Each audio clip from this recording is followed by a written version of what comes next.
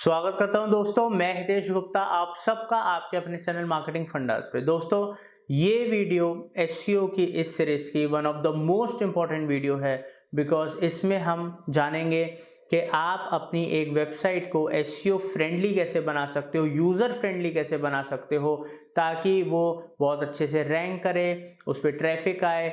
Google को भी एक यूज़र फ्रेंडली साइट पसंद है, और अगर आप एसईओ फ्रेंडली साइट बनाओगे तो वो जल्दी क्रॉल होगी, वो जल्दी रिजल्ट्स आपको लाके देगी। तो बहुत इंपॉर्टेंट टिप्स एंड ट्रिक्स मैंने आपको इसके अंदर बताए हैं, अपना एक्सपीरियंस मैंने इसके अंदर आपको शेयर करा है। तो ये वीडियो पूरा अंत तक देखिएगा और उनको चीज़ों को आप अप्लाई कीजिएगा प्रैक्टिकल लेवल पे।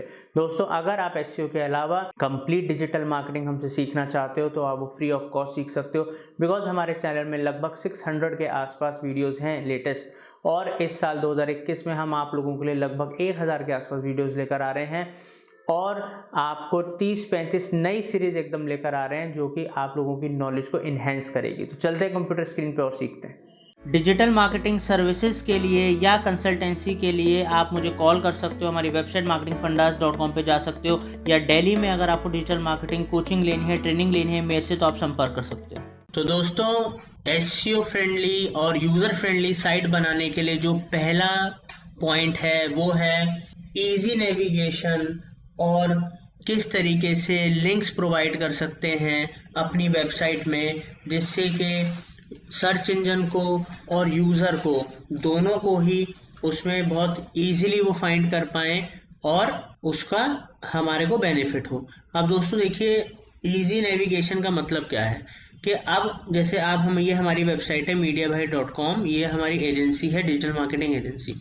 अब इसमें कोई भी पर्सन आया है जिसको काम करवाना है, जिसको बिजनेस करना है या हमसे सर्विसेज लेनी है, तो टॉप में उसको दिख रहा है कि होम अबाउट अस कंपनी के बारे में हमारी सर्विसेज, जो हम 4-5 सर्विसेज मेन देते हैं वो सर्विसेज आ गई।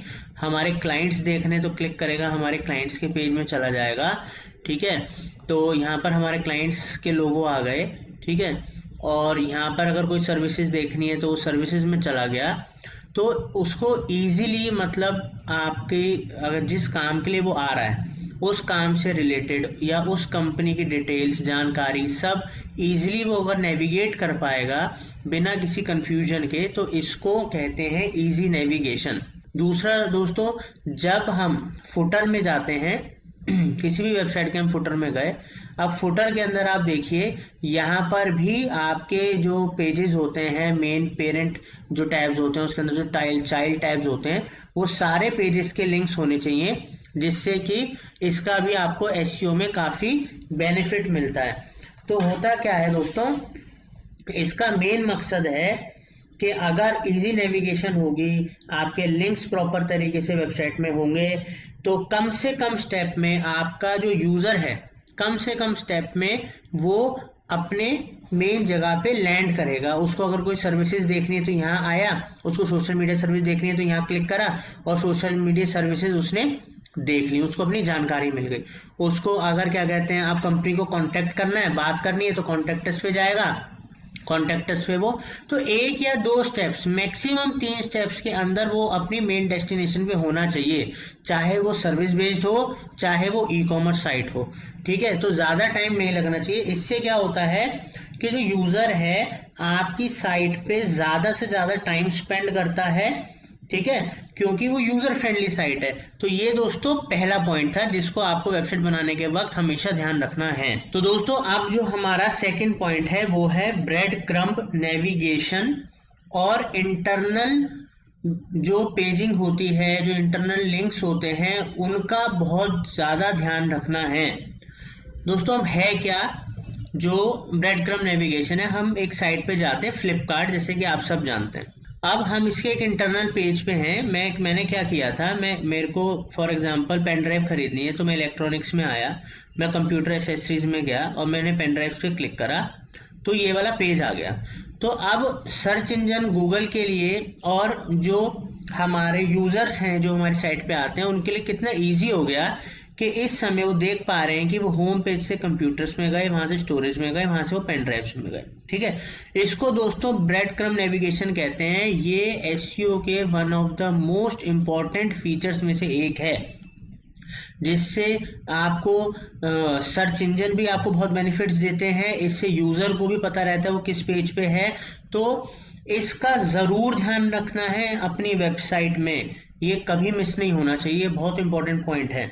दूसरी दोस्तों एक मैं चीज़ बताना चाहूँगा, एक हो गया इंटरनल पेजिंग। इंटरनल पेजिंग का मतलब कि अब जैसे कि हमारी वेबसाइट में हमने थोड़ा सा कंटेंट इधर लिखा हुआ है, बाकी कंटेंट नीचे भी है, तो हमने क्या करा, यहाँ पर हमने कॉन्टैक्ट अस का एक नंबर दिया, ठीक है। अगर कोई कॉल करना चाहे तो यहाँ से भी डाल सकता है, मगर मैंने यहाँ पर कुछ राइटअप के संग कॉन्टैक्ट अस का दिया। मैं यहाँ क्लिक करूँगा तो मैं सीधा अपनी वेबसाइट के कॉन्टैक्ट अस के कस्टमर पेज पे चला जाएगा। इंक्वायरी फॉर्म भी भर सकता है और डिटेल भी देख सकता है, ठीक है। वापस होम पेज पे आते हैं और यहाँ पर एक ब्लॉग में आते हैं। अब इस ब्लॉग में देखिए इंटरनल पेजिंग में क्या होता है कि अब कोई पर्सन किसी पर्टिकुलर कैटेगरी के अंदर गया, ठीक है, उसमें वो किसी ब्लॉग पे गया, अब उसको किसी और कैटेगरी पे जाना है, तो यहीं पर ही लेफ्ट या राइट हैंड साइड में ही अलग अलग कैटेगरीज और हमारे टैब्स आ गए, जिससे कि वो पर्सन इजीली अगर स्विच करना चाहेगा बॉडी बिल्डिंग पे, ड्रग्स पे, किसी भी अपने पसंद के टॉपिक पे,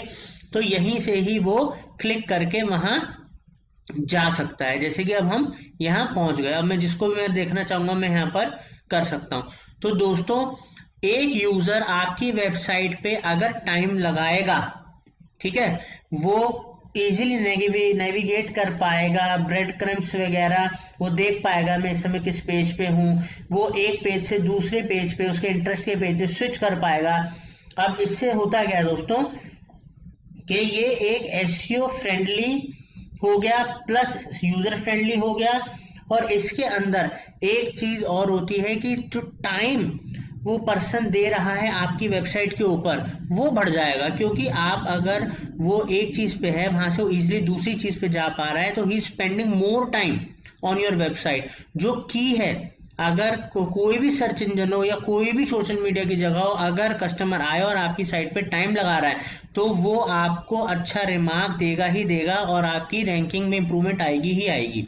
तो दोस्तों ये हमारा सेकंड पॉइंट था जिसमें हमने आपको ब्रेड क्रम नेविगेशन और इंटरनल पेजेस किस तरीके से कहां रखें जिससे कि यूजर को परेशानी ना हो। तो दोस्तों अब हम आएंगे अगले पॉइंट पे। अब दोस्तों हमारा जो थर्ड पॉइंट है वो है alignment of content and placement of sections in a website. मतलब दोस्तों इसका एक वेबसाइट पे मैं लेके जाता हूँ, ये हमारे एक क्लाइंट की वेबसाइट है जो कि हमने डिजाइन और डेवलप की है। तो इस वेबसाइट के अंदर हर एक छोटी बात का ध्यान रखा गया है कि जो कंटेंट है, ठीक है, वो प्रॉपर अलाइन हो, सिमेट्री में हो। इवन देखिए हर कंटेंट के साथ साथ, ठीक है, कुछ इमेजेस भी यूज करी गई हैं जो कि वो उस कंटेंट को कॉम्प्लीमेंट कर रही हैं। जो सेक्शंस हैं वो जिन सेक्शंस जो एरियाज हम बताना चाहते हैं कि हमारा ट्रांसपोर्टेशन है या वेयर हाउसिंग है या वैल्यू एडेड कौन सी सर्विसेज हैं, वो सेक्शंस कहाँ प्लेस करने हैं, जो आपके बहुत ज़रूरी सेक्शंस हैं जहाँ पर आप चाहते हो कि आपके यूज़र्स को आपकी और जानकारी मिले, वो वहाँ तक पहुँचें, उन सेक्शंस की प्लेसमेंट कहाँ करनी है।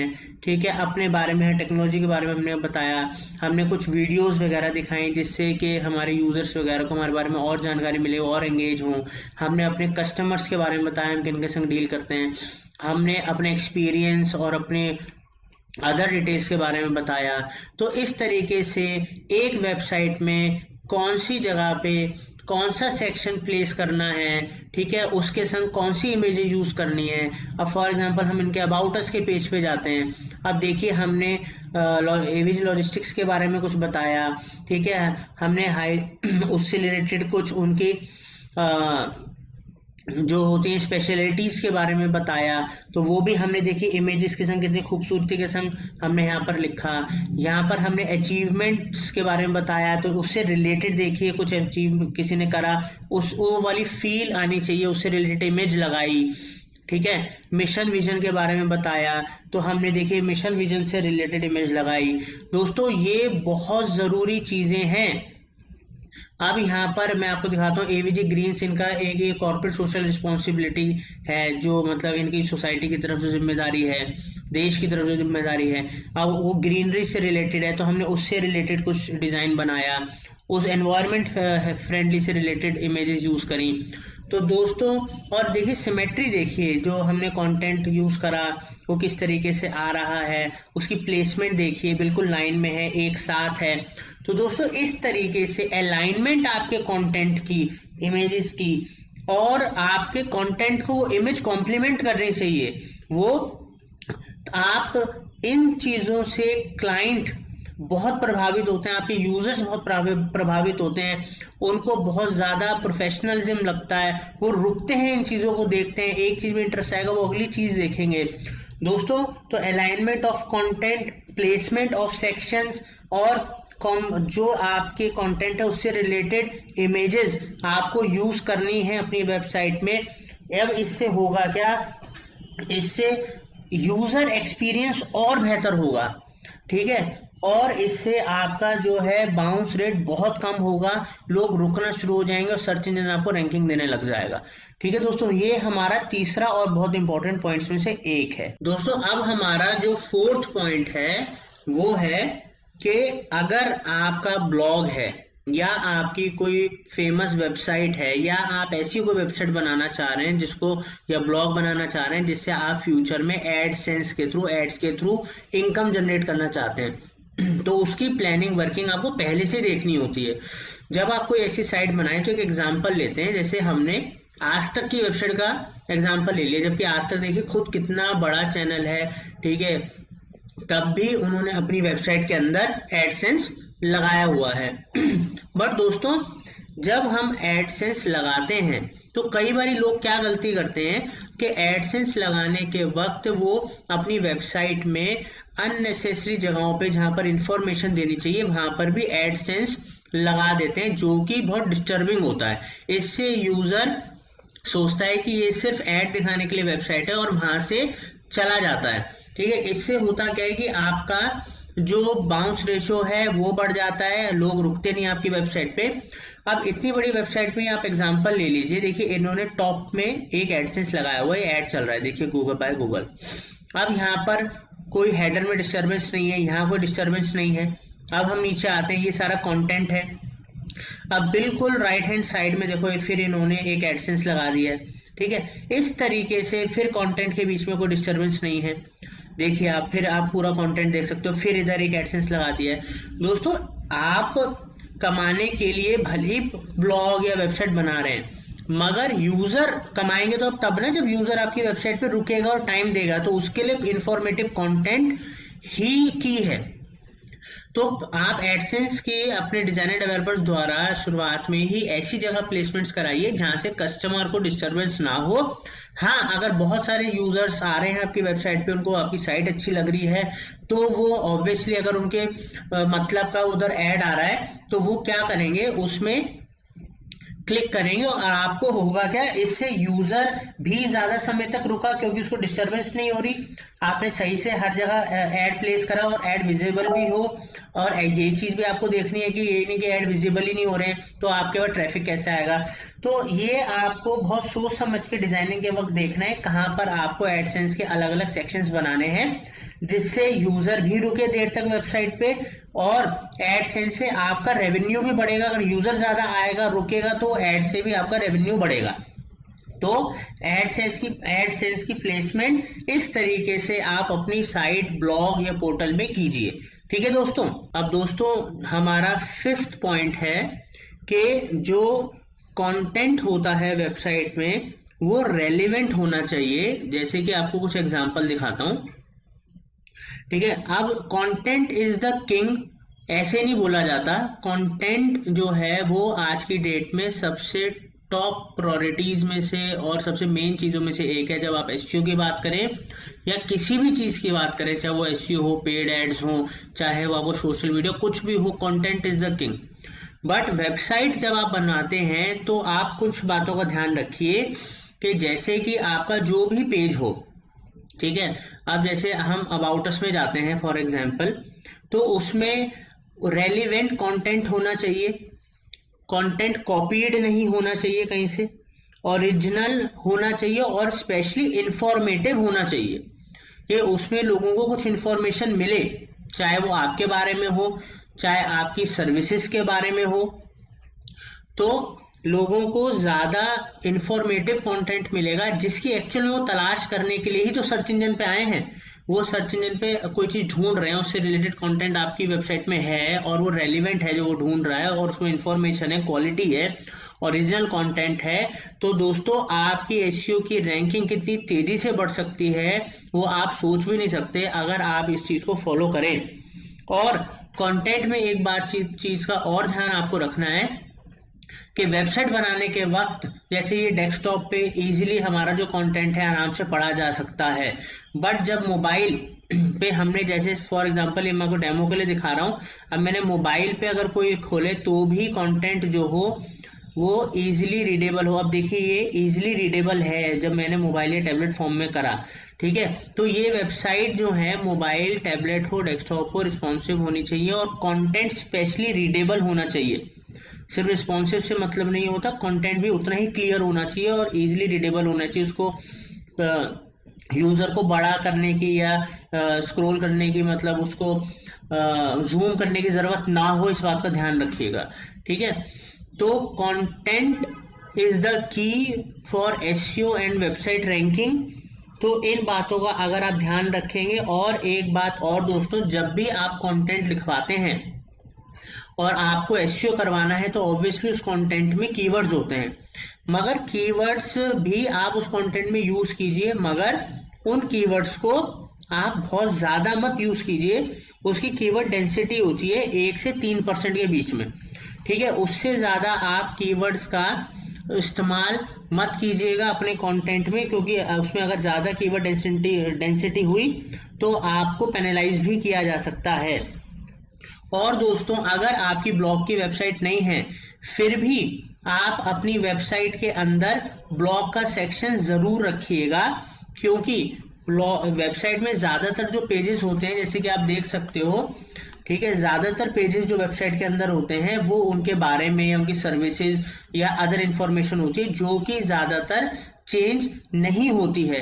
तो एक ब्लॉग ही ऐसा सेक्शन है एक वेबसाइट में जहां पर आप एसईओ के लिए जब ब्लॉग्स लिखवाते हैं या और कोई ब्लॉग होते हैं उनको आप अपनी वेबसाइट में शेयर करोगे तो गूगल को या किसी भी सर्च इंजन को आपसे नया कंटेंट मिलेगा जहां पर आप और कीवर्ड्स टारगेट कर सकते हो, ठीक है। तो इस बातों का अगर आप ध्यान रखोगे, आपका सबसे बेनिफिट होगा, आपकी रैंकिंग इंक्रीज होगी ही होगी। तो ये हमारा 5वां पॉइंट था। दोस्तों अब हमारा जो 6th पॉइंट है वो है कि आपको अपनी वेबसाइट में इमेजेस और वीडियोस का यूज जरूर करना है। दोस्तों इमेजेस क्या है, जैसे कि मैंने आपको पिछले पॉइंट्स में भी बताया था, कोई भी आप टेक्स्ट देते हो उससे रिलेटेड रेलिवेंट इमेज उसके संग आपको यूज करनी है। जैसे कि हमने आपको यहाँ पर दिखाया, हमने कुछ की यहाँ पर पॉइंट्स बताए कंपनी के, उससे रिलेटेड हमने कॉम्प्लीमेंट्री इमेज दी। हमने आपको अबाउट अस में जाके दिखाया तो हमने जैसे अचीवमेंट्स के अंदर उससे रिलेटेड दी, हमने मिशन के अंदर उससे रिलेटेड दी। तो दोस्तों इमेज हमेशा आपको रेलिवेंट इमेज, उस कंटेंट से रिलेटेड इमेज अपनी वेबसाइट में जरूर यूज करनी है। इससे क्या होता है, यूजर रुकता है, उस चीज को देखता है, उस इमेज से उसको उस कंटेंट के बारे में चीजें और समझ में आती हैं। और उसके अलावा आपको जो इमेजेस हैं अपनी, उनको एक ऑल टैग देना है। ये आपके एसईओ के पर्सन को पता होगा और ये चीज जरूर करनी है, क्योंकि अगर आप, क्योंकि गूगल इमेजेस को रीड नहीं करता, बट अगर आप उस इमेज को एक नाम दे देते हो तो वो उसको रीड करता है, उससे एसईओ में बहुत बेनिफिट होता है। ऐसे ही आपकी वीडियोस, आपकी वेबसाइट में वीडियोस भी अगर पॉसिबल हो तो प्लीज वीडियो जरूर रखिए जो कि आपकी सर्विसेज या आपके बिजनेस से रिलेटेड हो, क्योंकि ये देखिए इसमें वीडियोस, अब वीडियोस लोग देखते हैं, एंगेज होते हैं, तो वीडियो और इमेजेस एंगेजमेंट बढ़ाता है। यहाँ पर यूजर्स का जो टाइम है आपकी वेबसाइट पे रुकने का वो बढ़ाता है। और अगर आप अपने इमेजेस में ऑल्ट टैग यूज करेंगे, उसको एक नाम देंगे, तो उसका फायदा देखिए। अब जैसे किसी ने गूगल पे मीडिया भाई मेरी कंपनी के बारे में सर्च करा तो वो वेब सर्च की जगह अगर इमेज सर्च में आएगा, देखिए मीडिया भाई से रिलेटेड कितना कंटेंट आ रहा है। ये मेरी वेबसाइट से देखिए हमने करा, तो वेबसाइट की हमारी एक इमेज आ रही है, ये डिजिटल मार्केटिंग कंपनी, ये हमने ऑल टैग करा हुआ था, ये मेरी कंपनी का डोमेन नेम आ रहा है, तो यहाँ से भी ट्रैफिक आपकी वेबसाइट पे जा सकता है। तो इमेज ऑप्टिमाइजेशन, इमेजेस और वीडियोस का यूज जरूर करें अपनी वेबसाइट में दोस्तों, ये जरूर ध्यान रखिएगा वेबसाइट बनाने के वक्त। तो दोस्तों अब हमारा जो 7th पॉइंट है वो है कि हमारी जो वेबसाइट, जब आप वेबसाइट बनाते हो तो आपको 2 चीजों का जरूर ध्यान रखना है। सबसे important, website compatibility to browsers and different screens. ठीक है दोस्तों, तो जैसे अलग अलग ब्राउजर्स हैं, ठीक है, तो अब जैसे क्रोम पे हमारी साइट खुली हुई है, जैसे कि आप देख सकते हैं। अब यही आप मोजिला पे देखिए, मोजिला पे भी हमारी प्रॉपर खुल रही है वेबसाइट। इसी तरीके से आपको इंटरनेट एक्सप्लोरर, मोजिला, क्रोम, कम से कम 4-5 ब्राउजर जो आप सबको पता है जनरली लोग यूज करते हैं, उस पर आप अपनी वेबसाइट जरूर चेक कीजिए, ताकि किसी भी यूजर को, किसी भी वो ब्राउजर यूज कर रहा हो कोई सा भी, उसको प्रॉब्लम नहीं आनी चाहिए आपकी वेबसाइट को व्यू करने में। और प्लस स्क्रीन्स का मतलब जैसे कि मोबाइल स्क्रीन पे भी देखिए हमारी वेबसाइट, भले हमारी एनिमेटेड और डिजाइनर वेबसाइट है, फिर भी देखिए किस तरीके से वो क्लियरली दिख रही है, रीडेबल है मोबाइल या टैबलेट पे। ठीक है, ऐसे हम मोजिला पे गए, मोजिला पे भी हमने इसको मिनिमाइज करके देखा। किसी भी मोबाइल पे आप ओपन कर लीजिए, टैबलेट पे कर लीजिए, हमारी जो वेबसाइट है वो बहुत ही आपको इजीली विजिबल और उसमें सारी की सारी चीजें अलाइन दिखेंगी आपको। तो ब्राउजर और मोबाइल, डेस्कटॉप, टैबलेट कंपैटिबिलिटी बहुत इंपॉर्टेंट है। इसका सबसे बड़ा बेनिफिट है, हर सर्च इंजन आपको ये चेक करता है आपकी वेबसाइट में, और अगर ये सही है तो इससे भी आपकी रैंकिंग बढ़ती है, इससे यूजर एक्सपीरियंस बढ़ता है, रैंकिंग बढ़ती है, एसईओ फ्रेंडली वेबसाइट माना जाता है इसको। ठीक है दोस्तों, तो इसका जरूर ध्यान रखिएगा। दोस्तों हमारा जो 8th पॉइंट है तो वो है टाइटल एंड डिस्क्रिप्शंस। तो हर वेबसाइट जब आप बनाओ, तो जब वेबसाइट बनाने के वक्त आप या आपका जो भी एसईओ का पर्सन है उसको ये बात को ध्यान रखना है कि हर पेज पे प्रॉपर टाइटल और डिस्क्रिप्शन होना चाहिए, unique title, unique description, informative होना चाहिए, कीवर्ड भी वो कैरी करना चाहिए। अब जैसे कि ये देखिए, ये टाइटल है मेरे होम पेज का, digital marketing company in Delhi, internet marketing. About us पे गया मैं, अबाउट अस पे ये मेरा अलग टाइटल है, क्रिएटिव वेबसाइट डिजाइनिंग कंपनी इन दिल्ली। ऐसे करके हर पेज पे जितने भी पेजेस हैं उनके टाइटल और डिस्क्रिप्शंस होने चाहिए बिल्कुल अलग और यूनिक। तो ये टाइटल होते हैं और डिस्क्रिप्शन होता है, मैं आपको ओपन इसमें सोर्स में दिखाता हूँ, वेबसाइट के सोर्स में। ये देखिए यहाँ पर आ रहा है मेटा डिस्क्रिप्शन। तो are you looking for creative website agency, digital marketing approach, media भाई, which is leading graphic designing company. तो हर पेज की डिस्क्रिप्शन में भी आपको अलग से इंफॉर्मेटिव कंटेंट और कीवर्ड्स का यूज करना है, बिना इसके आप एसईओ में रैंक कर ही नहीं सकते दोस्तों। और वेबसाइट भी देखिए, जब कोई आपकी सर्च करता है तो वहां पर भी आपकी वेबसाइट के प्रॉपर हर एक पेज आ रहा है, यहाँ पर आपके देखिए सारे के सारे पेजेस आ रहे हैं। तो ये सब टाइटल डिस्क्रिप्शन अगर आपके सही हैं तभी इन चीजों पे आपको रैंकिंग मिलेगी, और टाइटल डिस्क्रिप्शन ही सही नहीं है, आप कितनी मेहनत कर लीजिए एसईओ में रैंकिंग नहीं आ सकती। तो ऑन पेज ऑप्टिमाइजेशन का बहुत ज्यादा ये इंपॉर्टेंट पॉइंट है, और इसको वेबसाइट में स्टार्टिंग में ही इनकॉर्पोरेट कीजिए। ठीक है दोस्तों, अब दोस्तों मैं आपको बताने जा रहा हूं 9th पॉइंट, जो कि है canonical issues and broken links या एरर्स इन वेब पेजेस। तो कैनोनिकल जो एरर होता है वो क्या है, उसको आप हमेशा ध्यान रखिएगा कि जब कभी भी आपकी वेबसाइट बने तो ये जरूर चेक कर लीजिएगा कि कोई कई बार क्या होता है, यूजर mediabai.com सिंपल लिख देता है ब्राउजर में तो वेबसाइट आपकी ओपन हो जाती है, कोई www करके लिखता है तो ओपन हो जाती है, कोई किसी लिंक पे क्लिक कर देता है HTTPS वाले पे तो आपकी वेबसाइट ओपन हो जाती है। मगर किसी भी तरीके से कोई आपकी वेबसाइट ओपन करे, मगर जो ये URL होना चाहिए, जैसे मैंने अभी www करके डाला तो भी मेरा URL यही आया। ठीक है, अब मैं यहाँ से www हटा देता हूँ, मैं सीधा mediabai.com करके डालता हूं, तब भी मेरा URL एक ही आ रहा है www। तो ऐसा नहीं होना चाहिए कि कभी HTTPS करके आए, कभी www करके आए। ये बहुत बड़ा इशू है, क्योंकि गूगल इसको 2 अलग वेबसाइट समझ लेता है, 2 अलग URL समझ लेता है, इससे रैंकिंग बहुत ज्यादा इफेक्ट होती है। तो कैनोनिकल जो एरर है इस पे जरूर ध्यान रखिएगा, सबसे इंपॉर्टेंट चीज है जो कि लोग मिस कर देते हैं। ठीक है दोस्तों, तो इसका ध्यान रखिएगा। और वेबसाइट पे ये भी देखिएगा जो आपके बहुत सारे पेजेस हैं तो किसी पेज में कोई एरर ना आ रहा हो, जैसे आता है 404 एरर, फॉरबिडन एरर, ये जनरली जो पेज वर्क नहीं कर रहे होते उस पे आता है। तो वेबसाइट में कोई ऐसा पेज मत रखिएगा कि गूगल उसको क्रॉल करे जहां पर आपका कोई ब्रोकन लिंक आ रहा हो या कोई इस तरीके का एरर आ रहा हो। तो इन बातों का, ये बेसिक बातें हैं बट इतनी इंपॉर्टेंट है कि एक यूजर को, एक बिजनेसमैन को, एक एसईओ करने वाले को जरूर पता होनी चाहिए। अब दोस्तों इतने सारे पॉइंट्स, इतने सारी आपको मैंने चीजें बताई। अभी जो 10वां पॉइंट है ये मोस्ट इंपॉर्टेंट पॉइंट्स में से एक है। अब इससे क्या, बहुत सारे जो हम अपनी वेबसाइट्स बनवाते हैं अलग अलग कंपनी से या किसी से भी बनवाते हैं, खुद बनाते हैं, बट हमें कैसे पता लगे कि हमारी वेबसाइट गूगल फ्रेंडली है, एसईओ फ्रेंडली है, यूजर फ्रेंडली है, इसमें कोई एरर तो नहीं है, वो सबसे इंपॉर्टेंट है। अगर आप किसी से काम करवा भी रहे हो और देखने में तो अच्छी लग रही है मगर टेक्निकली स्ट्रांग नहीं है, तो कैसे पता लगाओगे आप कि ये सारी चीजें उसमें कवर है नहीं है?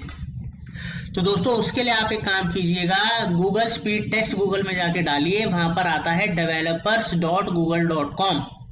ठीक है, इस वेबसाइट पे आप क्लिक कीजिए, क्योंकि दोस्तों सर्च इंजन तो इंडिया में गूगल ही यूज होता है। मैक्सिमम 95% अब लोग गूगल ही यूज करते हैं सर्च करने के लिए। तो यहाँ पर हम गूगल की ही साइट में है। ठीक है, अब यहाँ पर हम अब कोई यूआरएल डाल देते हैं। जैसे हमने ये एक वेबसाइट बनाई, इसको कॉपी करा और इसको यहाँ गए, यहाँ पर जाके हमने पेस्ट करा। अब इसको हम एनालाइज करेंगे। तो अब ये यहाँ पर सब चेक करें, आप चेक कर सकते हो, कैसे पता लगा सकते हो कि कितनी ऑप्टिमाइज है, एसईओ फ्रेंडली है कि नहीं है, एरर्स कौन कौन से हैं जिनको सही करा जा सकता है, तो वो यहाँ पर आप देख सकते हैं। अब दोस्तों देखिए, जैसे कि यहाँ पर हमारे दो वर्जन हैं, एक मोबाइल एक डेस्कटॉप। तो डेस्कटॉप पे 91% दिखा रहा है जो कि एक्सीलेंट है, बहुत बढ़िया है। और यहाँ पर आप देख सकते हैं स्पीड टेस्ट वगैरह के अंदर कितने सेकंड, कितना क्या, सारा का सारा आप देख सकते हो। ये यहाँ पर दोस्तों बहुत सारी चीजें आ रही हैं, एरर्स वगैरह शो कर रहे हैं। ठीक है, ये जो आपके टेक्निकल लोग हैं, वेबसाइट डिजाइनर्स और डेवलपर्स जो वेबसाइट बनाते हैं, वो इन सब चीजों को समझते हैं टेक्निकली।